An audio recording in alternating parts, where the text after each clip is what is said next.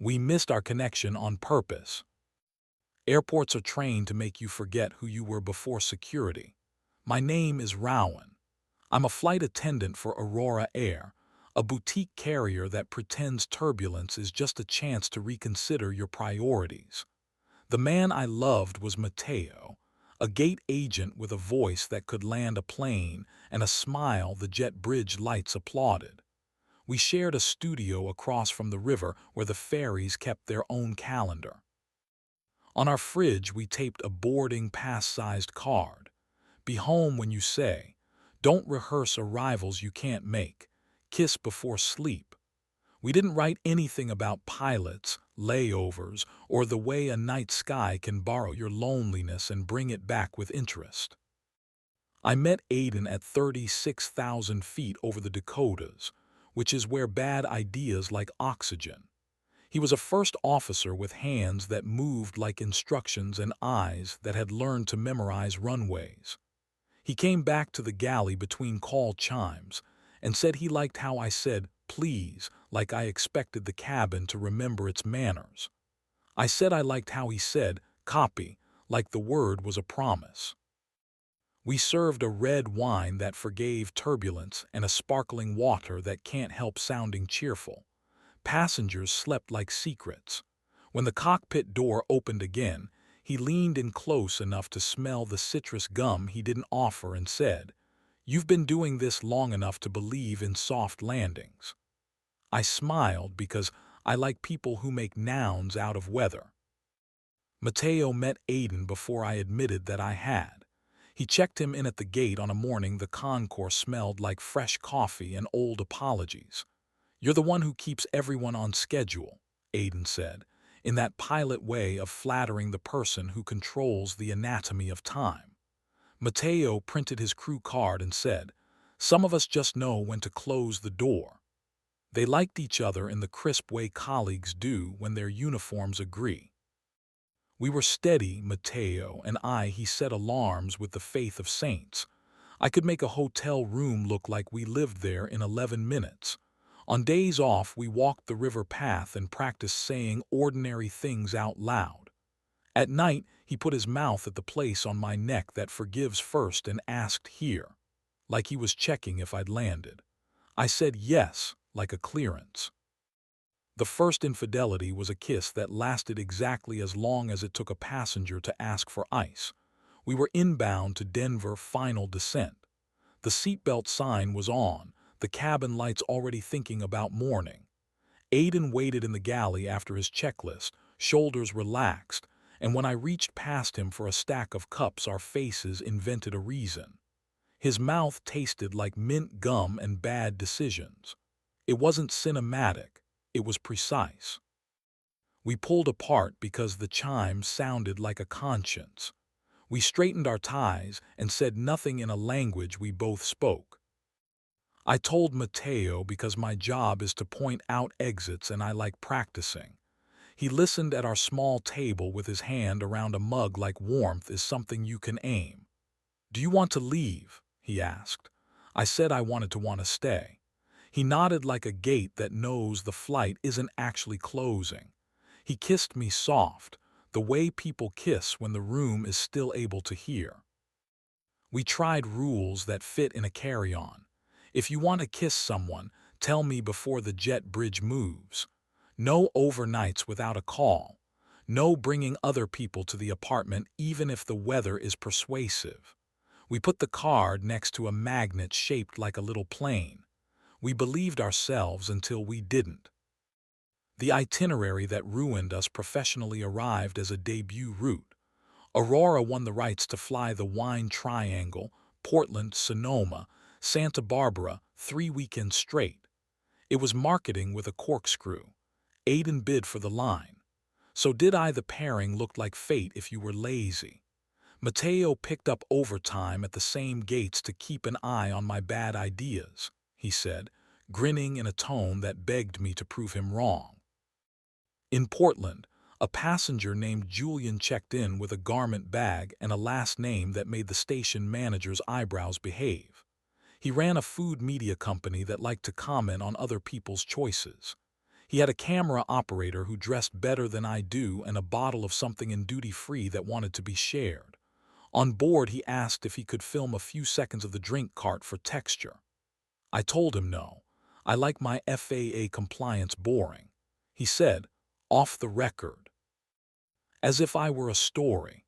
After landing, he found me near baggage claim and said he'd comp us tastings if we were in the valley for more than a turnaround.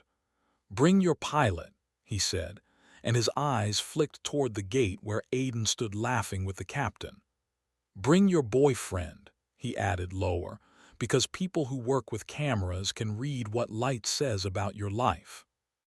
The tasting room was a room with practiced sunlight and an instrument panel of glasses. We sat at a long slab of reclaimed wood and swallowed adjectives. Aiden told a story about learning instrument approaches in fog so thick it felt moral. Julian told one about producing a chef's apology. I said I liked jobs where someone claps when you land. Everyone laughed like they understood the joke was at least 2 layers deep. We drank enough to make gravity clever, and then went back to the hotel to behave or not. I behaved for an hour. Then Aiden texted a room number like a runway clearance. I knocked. He opened. We kissed until the city forgot its grid, clothes incoming and outgoing in a choreography hotel carpets forgive. I won't pretend it was anything but good. He moved like a man who understood both speed and patience. We didn't say the word love. We didn't say the word future. We said the kind of words that don't carry through walls. After, he put a hand on my chest and said, I like how you breathe when you think you're on time. I laughed, embarrassed at how seen I felt. I called Mateo. I told the truth the way one tells a gate number quickly, bracing for disappointment. He surprised me. Thanks for calling before the jet bridge moves, he said. I'm not a saint. I'm not a martyr. I just want to be invited into the part where you ruin your life. It sounded ridiculous and kind, and like a rule I could fail lavishly. Julian involved himself because men like him think good stories hate solitude. He started sitting at 1C and asking for more sparkling water like he was generous to hydration. He ran into me at the crew hotel lobby and suggested a profile on the boutique airline that still believes in hospitality. He made a point of leaning in too close and then stepping back with perfect timing. Aiden tolerated him with the professional blankness pilots use when turbulence thinks it owns the room. Mateo did not tolerate him at all. People who turn rooms into sets always think your life belongs to their lighting, he said, straightening a crooked stanchion at the gate with the same care he used to fix my collar. The flight that shifted us came with weather. Santa Rosa's marine layer forgot its manners. The tower had us holed over the ridge, a quiet figure eight that feels like an argument. A passenger pressed her call button because she thought clouds meant gods.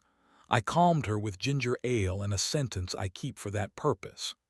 Aiden called back on the interphone and said his favorite numbers like they were a lullaby. Speed, altitude, time to fuel. His voice was steady and I felt myself believe in it. We landed with a softness I wanted to apologize for enjoying. On the tarmac, Mateo was there in a yellow vest with a clipboard that makes miracles look scheduled. He watched me walk down the mobile stairs.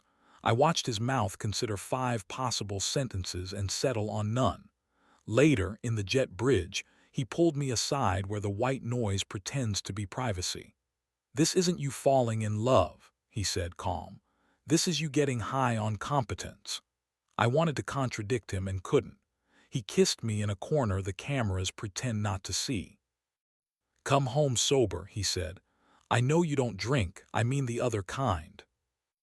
The scandal arrived in an envelope again because airports love patterns.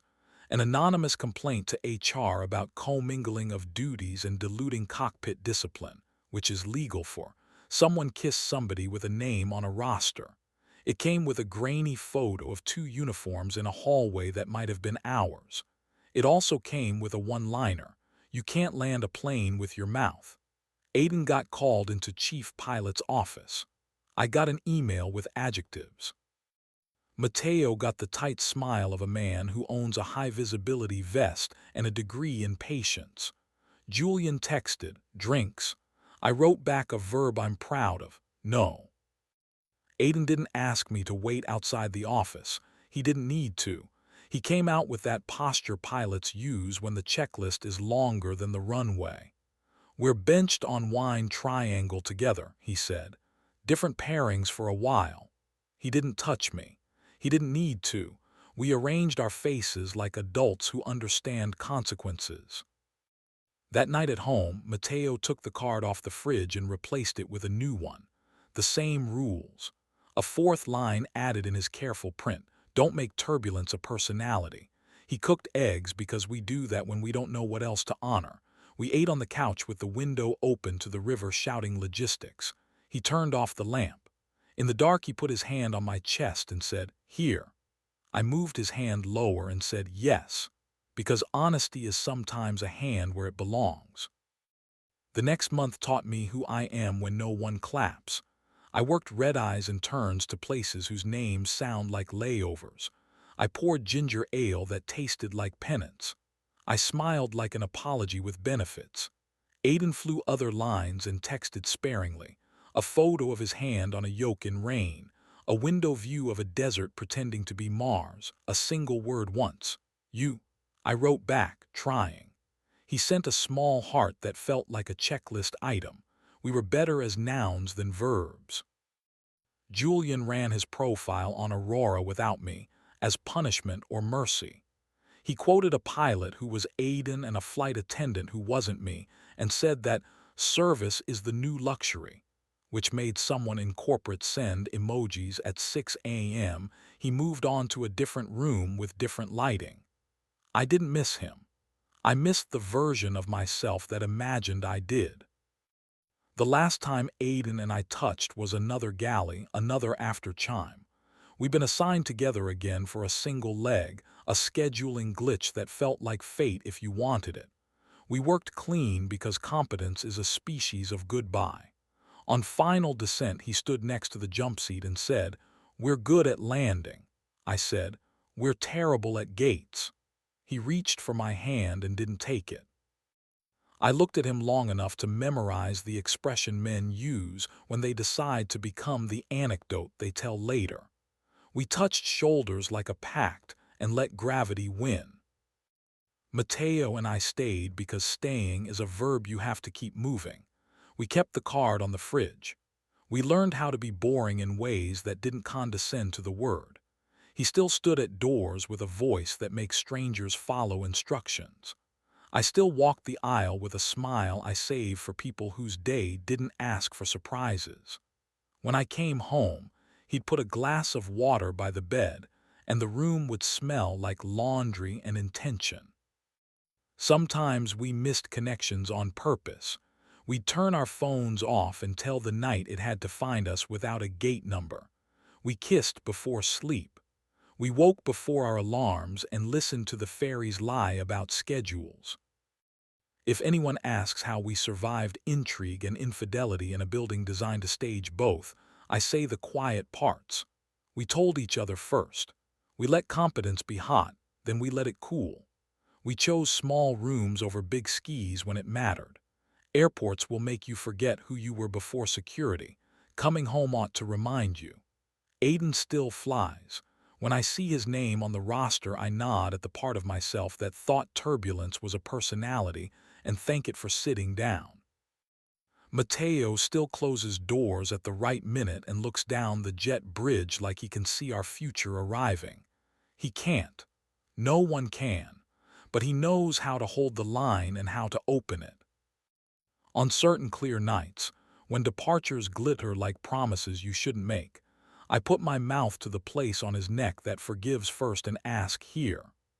He says, yes, and the room decides it can land us both, and we stop treating weather like a prophecy, and the city outside takes its hands off our shoulders and lets us kiss like we're already where we said we'd be.